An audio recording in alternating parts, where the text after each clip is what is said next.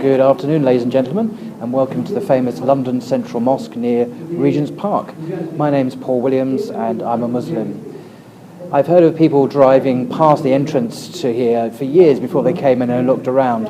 And though this is a place of worship and a Muslim cultural centre, it's always open to the public, the general public. And you're welcome to come in and look around. There's a prayer hall, there's a bookshop, a cafe, a restaurant, a library, which I'm standing in at the moment, and an exhibition centre about Islam. As Muslims, we worship the same God of Abraham, Moses, Jesus and Muhammad. The peace and blessings of God be upon them all. We believe that Jesus was born of the Virgin Mary, was God's Messiah, the Christ, and one day will return to bring justice on the earth. But we do not worship him or any of them as God. Now, the architect of Regents Park Mosque was an Englishman, Fred Gibbard, who also, interestingly, designed the Roman Catholic Cathedral in Liverpool. It was completed in 1977, and the prayer hall alone has the capacity to seat about 5,000 people.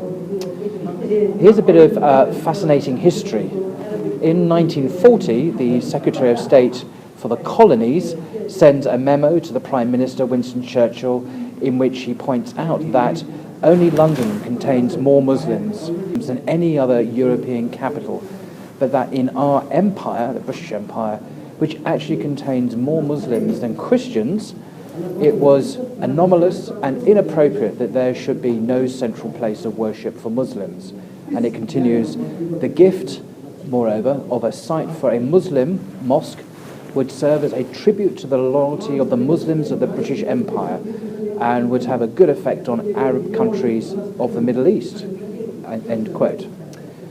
Churchill then authorises the purchase of a mosque, the mosque site here in London. And the intent was, quote, to enable Muslims in Britain to build a mosque and an Islamic centre so that they could conduct affairs pertaining to their faith, end quote.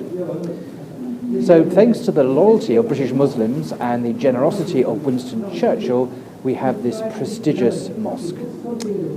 God willing, in the coming weeks, we will visit other places of significance in London that tell us more about the close historic and cultural connections between Muslims and England.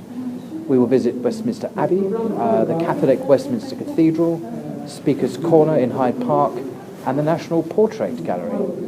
And I hope to interview Muslim Londoners about hot topics such as Islam and terrorism and why English people are converting to Islam.